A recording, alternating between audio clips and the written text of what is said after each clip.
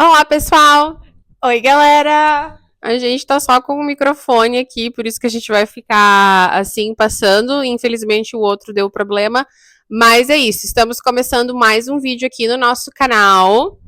E estamos recebendo hoje uma pessoa muito especial, que é a Stephanie. Seja bem-vinda! Muito obrigada. A Stephanie é uma professora aqui do nosso distrito e a gente vai conversar um pouquinho com ela, tá? Mas antes de começar esse vídeo, já curte, deixa seu like, se inscreve no nosso canal. E ativa o sininho para não perder nenhuma das nossas notificações. É isso aí. Então, bora pro vídeo.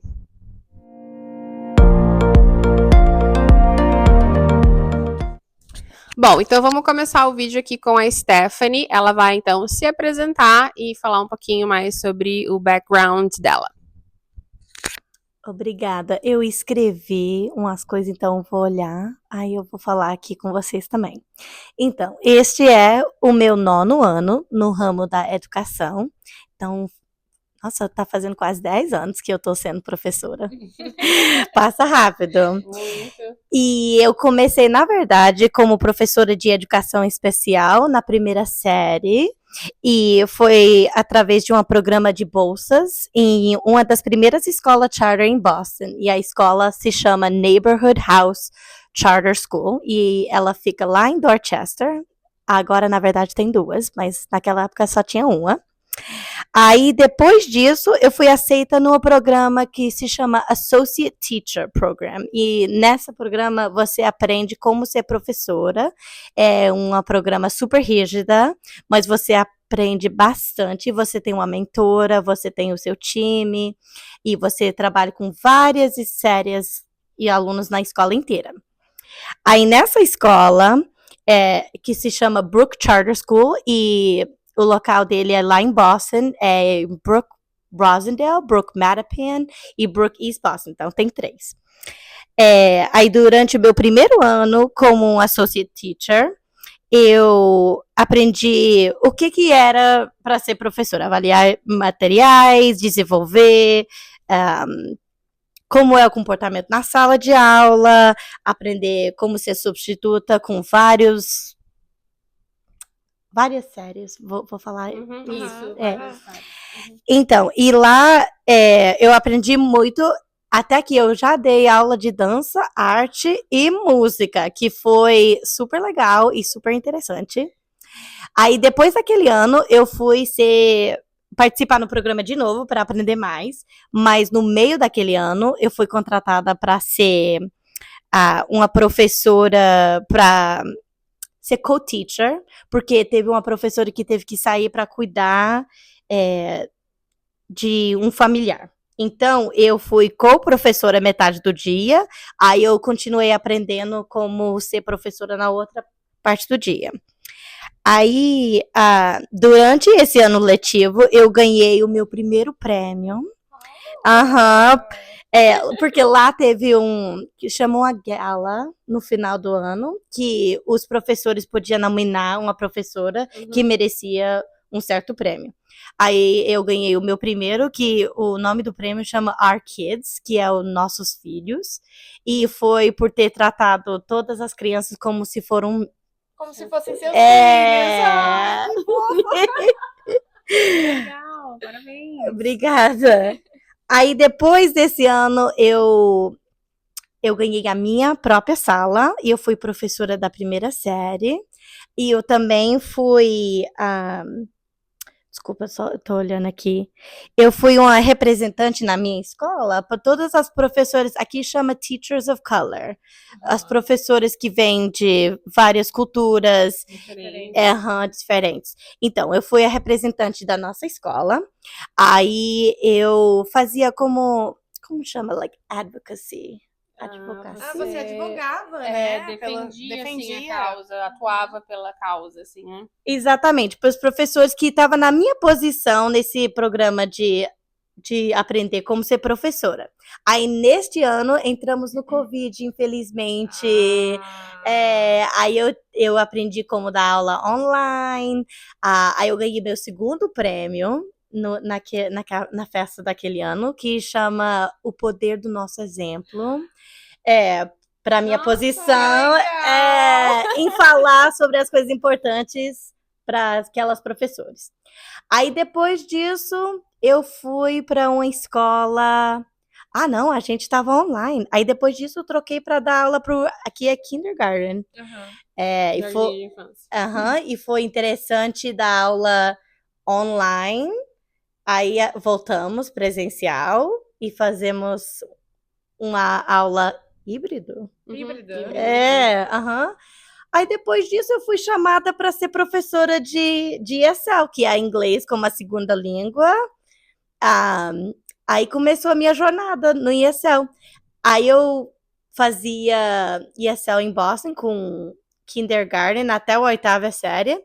E eu fazia pull-out, que é quando você leva um grupo de crianças fora da sala para dar o seu próprio currículo de inglês. Aí de lá eu saí de Boston e eu Veio pra Framingham. Pois é, as escola pública de Framingham. Não, e eu posso fazer uma ressalva aqui, ó. A gente tava conversando antes de começar o vídeo, né? E ela nem tinha falado pra gente, né, desses prêmios e tudo mais. Então a gente tá. A gente tá com uma professora aqui, né, premiada. Então, muito chique. Ah, uma outra coisa que eu queria falar, você falou que você trabalhou em charter schools, né?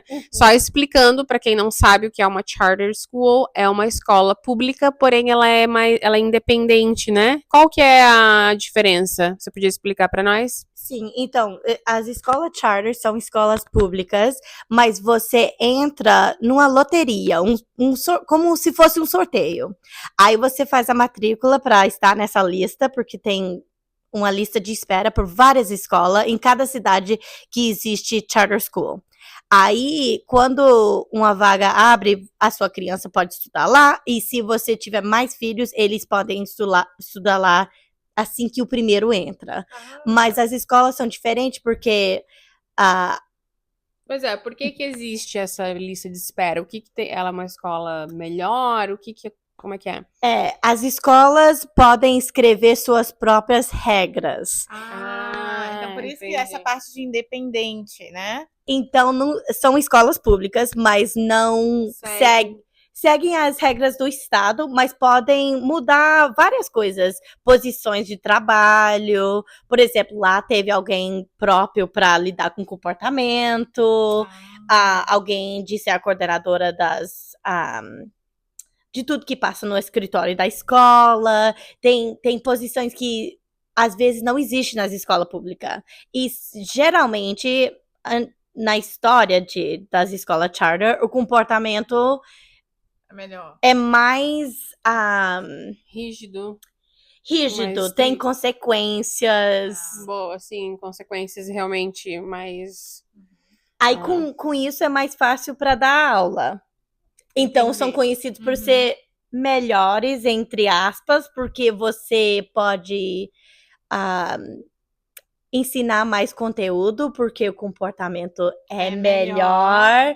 Aí você até pode, não só o conteúdo, mas a cultura da escola, você pode ter várias atividades, apresentações. Então, é isso. Mas tem uma lista de espera. E não é todo mundo que consegue entrar, né? Então, mas estão abrindo. São menores, né? Até as escolas, né? E estão abrindo mais nesse estado de Massachusetts. E são menores. Tipo, na minha sala na minha charter school específica, eu tinha 17 alunos. E também nas escolas charter, eu tinha a oportunidade eu fui o co-leader de um programa after school, em um grupo de dança, de baile. Eu não era bom. Mas eu gostava, incentivava as crianças para provar coisas novas. E teve várias experiências. A gente comemorava cada mês cultural e essas coisas que às vezes na escola pública ou não tem tempo, ou o currículo é diferente. A gente escrevia nosso currículo também com nossos times. E aí já coloca essas coisas, né? Esses eventos, esses trabalhos, projetos, né, diferenciados. Aí quando eu vim pra Framingham foi uma coisa super diferente pra mim, porque além de ser um sistema público, eu tava trocando das idades das crianças, da série, do conteúdo, Foi totalmente diferente. E foi um programa novo naquele ano em Framingham de fazer o co-teaching, que quando você trabalha com a outra professora, Na mesma turma. então eu ficava entre duas salas fazendo esse co-teaching de estudos sociais. Aí eu tinha minha própria sala de inglês como a segunda língua. E foi super legal participar num programa assim, porque era uma experiência que eu nunca tive. Aí depois disso eu dei aula sozinha em outra escola e agora eu trabalho no elementary, que não sei como... É Fundamental 1. E, de novo, é diferente essa perspectiva de co-teaching. Então, é uma coisa que eu tô sempre aprendendo. Todos nós, né? Agora deixa eu te fazer uma pergunta. Conta pra gente um pouquinho como que você aprendeu português. Conta pra gente um pouquinho da sua história, para as pessoas entenderem. Ok, gente. Bom, eu sou americana, então o meu português é o português que eu aprendi através da minha família.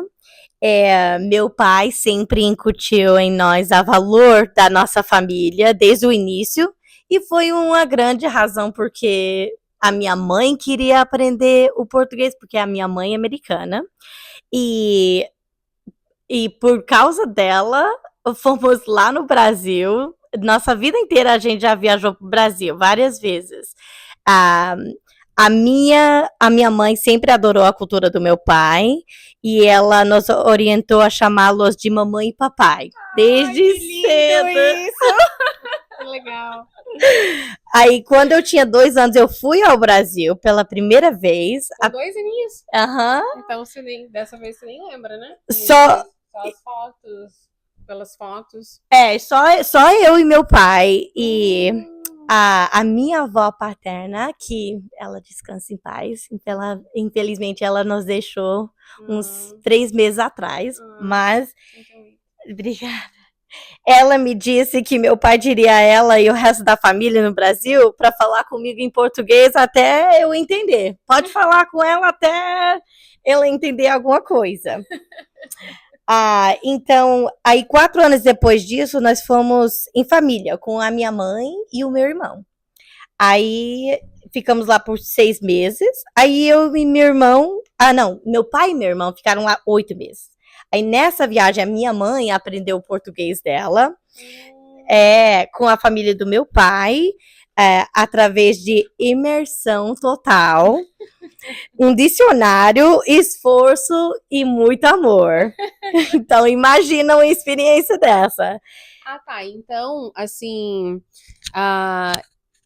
na sua vida em casa aqui, como é que era? Assim, a sua mãe falava inglês sempre e seu pai sempre em português? Era assim? Era assim até que minha mãe conseguia falar o português, aí ela falava também. E, lógico, ainda tentamos muito aprender e tentamos o nosso melhor fazendo perguntas e somos muito honestos sobre nossa jornada linguística. Então, a minha mãe fala português, mas ela, como eu e o meu irmão, não somos pessoas que sabem a gramática inteira, mas entendemos muitas coisas através do contexto, a linguagem do corpo, a gente gosta de estudar. Aí, assim, meu pai falando com meu irmão e minha mãe e comigo, ajuda também, você tá sempre escutando. Isso. Aí, depois, com o tempo, a gente assistia programação em português na televisão, gostava de música brasileira. Que legal. O que você conhece de música brasileira? Ai, meu Deus, o que eu mais conheço é música sertaneja. Seu pai... Conta pra gente a cidade do seu pai. Que eu tô feliz de saber. O meu pai é de Anápolis, Goiás. Se você é de Anápolis, deixe seu comentário aqui. Então, eu conheço muita música sertaneja, até que quando eu estava na universidade, eu participava de um grupo de dança que dançava forró. De novo, não dançava bem, mas foi uma experiência ótima pra mim. Legal. Aí assim, eu acho que quando você tem um interesse e você corre atrás, eu acho que é uma coisa que até hoje eu continuo aprendendo, assistindo vídeos. Você contou pra gente que assistiu Casamento às Cegas, né? Pois No é. Brasil, né? O brasileiro. Junto com a legenda e tudo. Eu até uso um aplicativo de música que eu coloco as letras que estão faltando em português para eu poder ouvir mais e anotar mais e eu quero ler e escrever mais no futuro. Mas é uma jornada que tá sempre evoluindo. Lógico, Claro. é igual a gente com o inglês também, né? E então pra ti sempre foi normal, assim, ter em casa essa variação inglês, português, assim. Você nunca teve um bloqueio, assim, com o português, por exemplo, de não querer falar, ou já teve alguma coisa assim? É uma língua que eu acho super lindo. Isso eu respeito. Nossa, eu respeito todo mundo que fala várias línguas também. E eu nunca Nunca tive. tive. Aí, tá vendo? Outra oportunidade para aprender. Esse bloqueio porque eu sempre gostei. E eu gostei do português porque eu lembrava da minha família. Então, para mim, foi uma coisa super de coração, muito pessoal. Até que quando minha família me corrigia, vem de um lugar de amor. Ou me corrigia no meu comportamento, era uma coisa que eu de casa mesmo, então eu nunca tive esse bloqueio porque eu sempre gostava e respeitava muito, era uma coisa que ainda me traz alegria, porque eu tenho uma perspectiva que eu não teria se eu não tivesse a experiência de ter ido lá, ter uma mãe que aprendeu a língua, que também continuo até hoje aprendendo, querendo e sendo esse exemplo, e meu pai ajudando. Foi uma coisa como família que estamos conquistando. Eu perguntei porque a gente escuta também, né, dos pais, assim, que algumas crianças não, depois de um certo tempo, elas não querem mais falar o português em casa. Porque eu acho que, né, só fala o inglês na escola, tal, acho que a criança acaba ficando, digamos assim, com preguiça de ter que se esforçar, porque ela tá tendo mais receptividade do inglês e, né, às vezes acontece, a gente escuta, né, que acontece isso. Principalmente em famílias como a sua, que são famílias mistas, né, multiculturais. Eu ouço, pelo menos, de famílias assim, que algumas crianças acabam criando um bloqueio ali de uma língua, ou ficam mais resistentes de falar, né? E, assim, o que parece é que, no seu caso, foi muito natural, até mesmo porque isso veio dos seus pais, né? E eu acho também que uma coisa que minha família sempre me ensina é que você vai sempre aprender. Então, esse negócio de vou passar vergonha, vou sentir ruim de passar vergonha, de falar uma coisa errada, até em corrigir, às vezes eu fico assim. Mas é uma coisa que ajuda no seu caráter também. Tipo assim, nossa, eu vou superar a minha vergonha, eu vou aprender mais porque eu vou tentar mais, porque se eu ficasse calada ou quieta nessa jornada, não ia ter desenvolvimento de mais. Então é assim, é a mesma coisa que eu falo com os meus alunos de inglês. É difícil e é vergonhoso e é uma experiência vulnerável, mas de ser vulnerável mostra que você está aberta a novas experiências, que abre várias portas na vida, né? Porque sendo criada como uma pessoa bilíngue, nossa, abriu tantas coisas no meu caminho que eu não teria se eu não fosse. Nossa. É muito legal ouvir essa sua experiência, porque a gente sempre vê casos, né, de famílias que têm essa dificuldade da língua. Então, ver, assim, o seu exemplo e essa vulnerabilidade mesmo, sabe? Ver a sua família te incentivando a aprender uma língua, isso eu acho lindo. É o português como língua de herança, né, que a gente chama. Eu sei que você já falou um pouquinho já sobre isso, mas você sempre vai ao Brasil? Você teve a experiência de viver lá por um tempo? Como que foi isso daí? Estudar lá. Então, eu já visitei o Brasil várias vezes na minha vida, em períodos diferentes. E eu fiquei lá por muito tempo, mas nunca o suficiente para dizer contar que eu morava lá.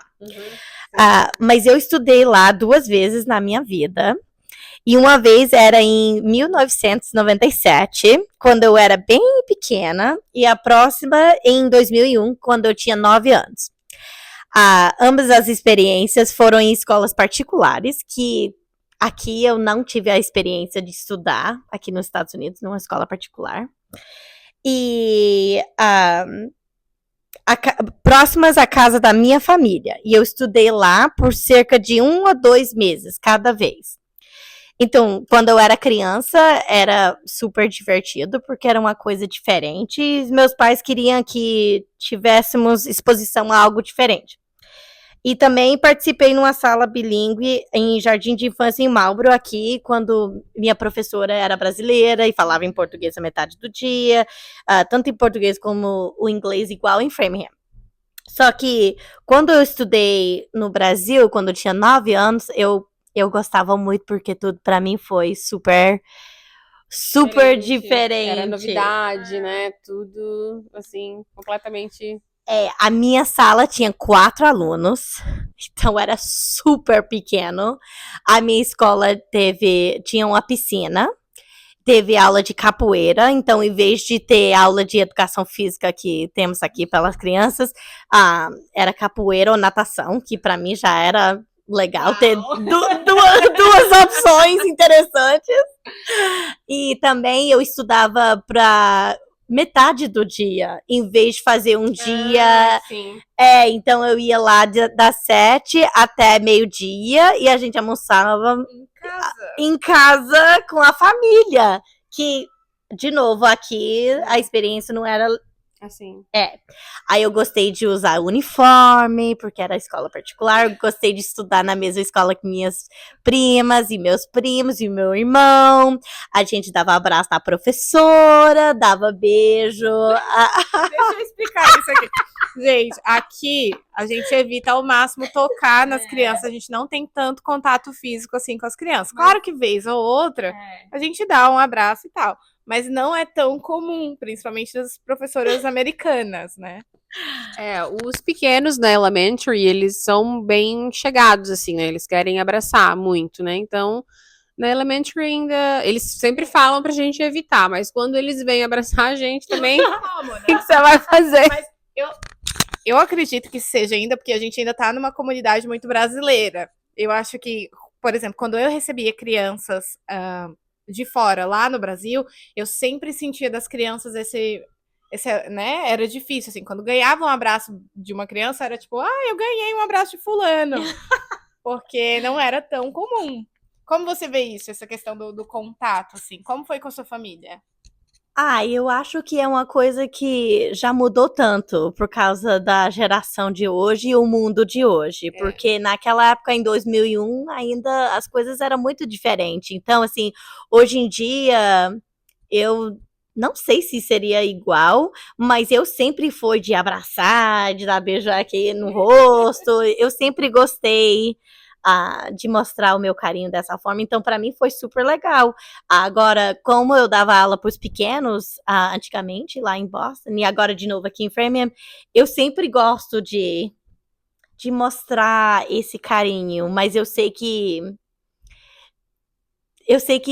a criança tem que mostrar primeiro, e eu entendo que hoje em dia a gente podemos mostrar esse carinho diferente. E até que aqui em Framingham existe um programa que chama Home Visits, de fazer as visitas domiciliar, que para mim é uma forma de mostrar esse carinho que eu acho super legal. Eu sou abençoada, eu sou a coordenadora na minha escola, então eu faço várias visitas com vários professores maravilhosos como vocês, e é uma oportunidade de aprender mais sobre a família e ver a perspectiva deles, como eles estão crescendo e as razões por cada coisa que a gente está vendo na sala. Meu Deus, eu tô falando a gente muito, desculpa. Não, viu? Que isso? Fica à vontade. Meu coração tá assim. Relaxa. Nós também fazemos as visitas. A nossa coordenadora é a professora de educação física lá da nossa escola. Ela mora aqui no meu condomínio também. E realmente, as visitas são muito. É uma forma de aproximação escola-família, né? Muito legal o programa. Aqui tá falando sobre os níveis que você já ensinou, mas acho que você já falou um pouquinho, mas pelo que eu percebi, você já ensinou tudo, né? Menos high school. High school você ensinou? Não, nunca dei aula por high school, mas eu ia falar uma coisa que eu esqueci de falar aqui no Brasil, quando eu estudei lá, teve uma aula de inglês. Aí, isso foi minha oportunidade de mostrar o que eu realmente sabia, porque, como eu estava falando aqui com elas, é que quando eu estudei lá com 9 anos, foi muito difícil para mim, porque eu gostava de estudar, mas eu não conseguia mostrar tudo o que eu realmente sabia, porque eu não sabia como ler e escrever em português. Então, eu entendia a minha professora, eu conseguia acompanhar ela, fazer perguntas, mas em questão de ler e escrever e produzir no caderno, até na forma de escrita, a gente nós tinha aprendido como escrever em letra cursiva aqui, que era com letra muito maior dos brasileiros, e para mim era difícil. Então, na aula de inglês, para todo mundo era legal aprender comigo, que era americana. Até a professora, de certo, né? É assim nos Estados Unidos eu falava, ou não, que era legal para mim mostrar que eu sei alguma coisa. Não, a professora, de certo, amou, né? Ter você como aluna na sala, professora de inglês.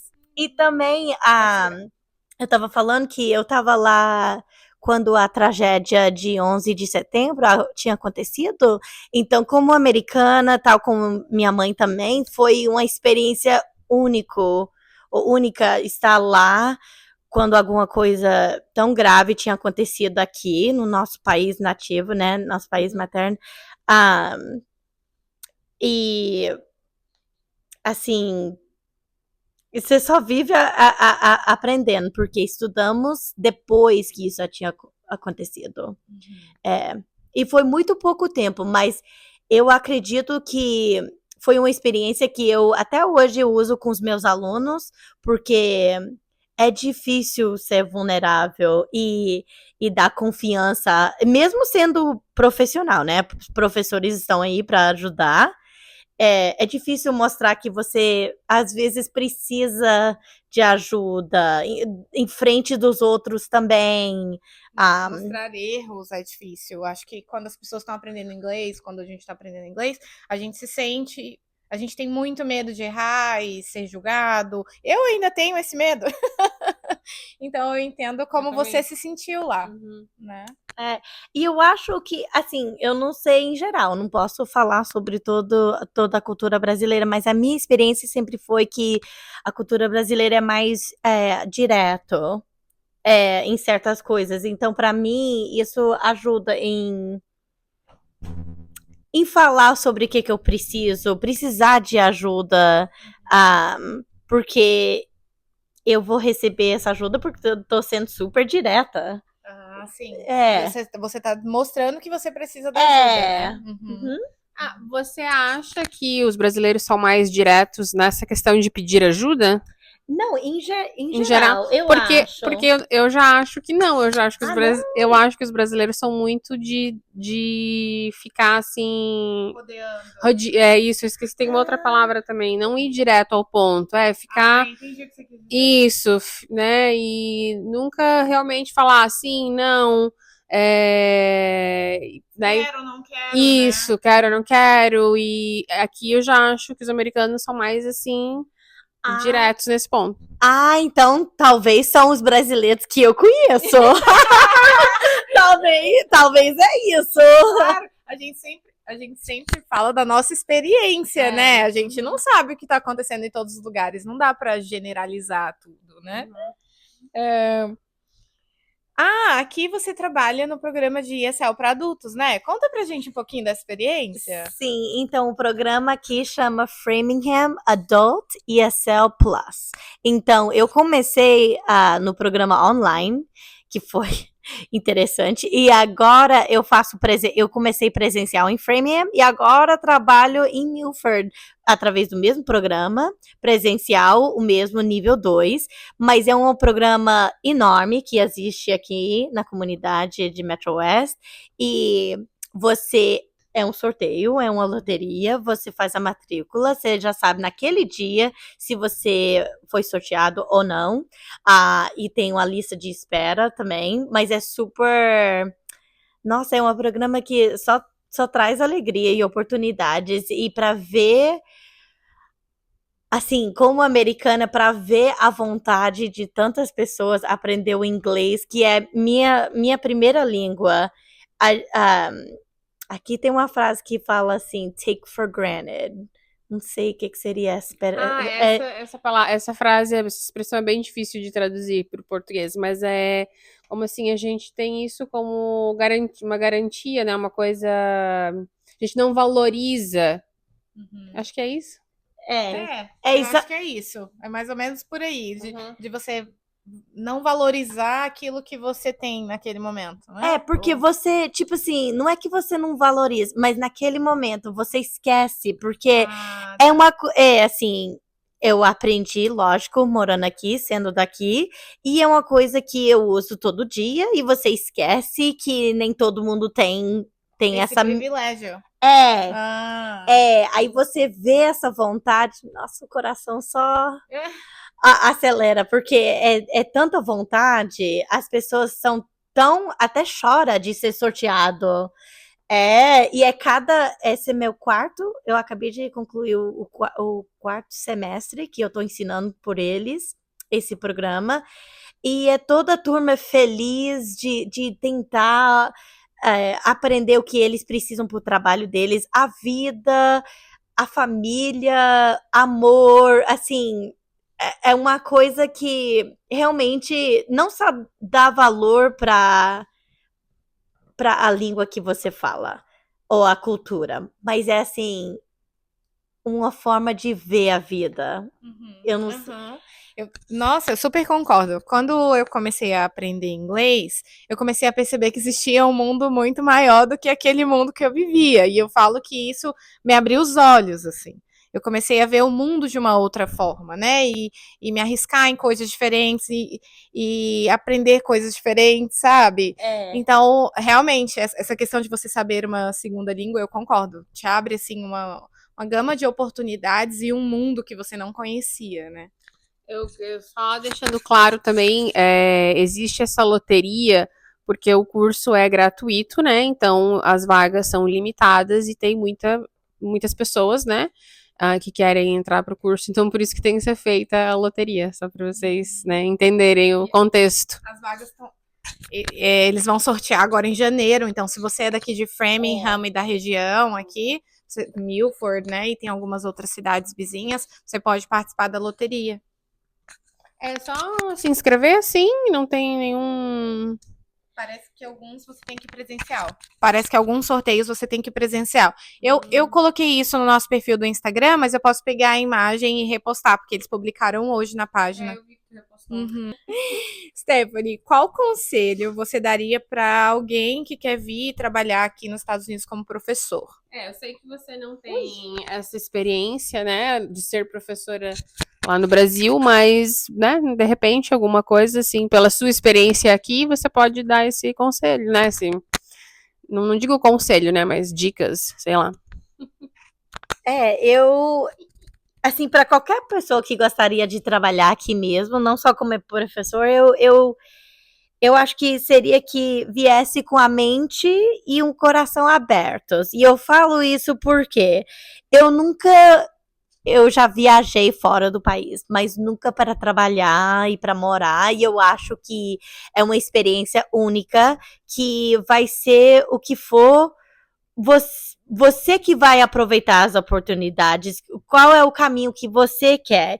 Então, assim, existem tantas experiências únicas, jamais aqui nos Estados Unidos tem tantos estados que você pode criar esse novo caminho para você e pode aproveitar, mas tudo depende do que você procura e que você está aberto para aprender, porque as possibilidades são infinitas e eu acho que pode ser uma benção e vai depender da sua perspectiva, ponto de vista. Então, se você vier com a mente e o coração aberto, você não vai ter umas expectativas super altas que você vai sentir decepção. Frustrada, né? Nossa, eu pensei que ia ser assim, não foi. Pode ser ao contrário. Eu acho, imagino, só posso imaginar. Eu tenho falado com algumas pessoas que entram em contato com a gente no direct que falar sobre isso. É claro que a gente sabe que existe a possibilidade de vir para cá, mas mexer com sonhos de outras pessoas ou, né, é algo muito difícil, muito delicado. Então a gente tenta ter muito cuidado com isso, né? A gente sabe que existe a possibilidade que algumas pessoas podem vir, mas a gente sabe também que é difícil e que você tem que estar dentro de vários critérios para que isso aconteça, né? Eu não sei se a Fabi concorda comigo nesse aspecto. Eu concordo, né, também com o que a Stephanie falou na questão das expectativas, né? Não venha com as expectativas muito altas para você não se decepcionar depois, né? Então, vem assim, já com a que nem ela falou, a cabeça aberta, o coração aberto, porque você vai encontrar muitos desafios, né? Com certeza. Exatamente. Gente, vir como turista é uma experiência completamente diferente de você vir para morar, né? Então, que isso fique bem claro. É claro que tem várias experiências novas que você vai poder viver aqui, como uma pessoa que está morando aqui, que são diferentes de turista, mas eu acho que você basear a sua experiência de turista como uma experiência de aquele é o lugar que eu quero morar, completamente diferente. Eu concordo, porque assim, eu já visitei o Brasil, visitei minha família várias vezes como turista, e mesmo eu estudando lá, sempre fui turista, então não posso nem te dizer como seria viver Brasil, lá.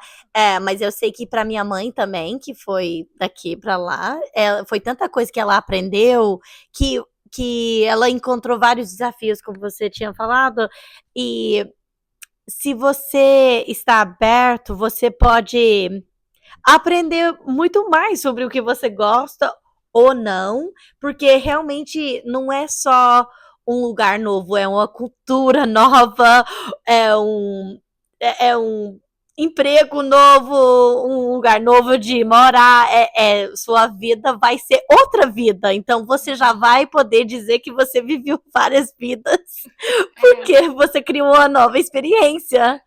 É iniciar uma nova vida, né? É. Então, às vezes as pessoas falam, eu estava bem lá no Brasil, né? Mas você quis vir pra cá, então agora aqui é um recomeço, então não vai ser como era lá, né?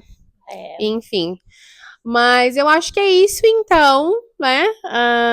Nossa, foi uma conversa ótima. Profunda. Vai dar um vídeo bem longo, mas, né, espero que vocês assistam.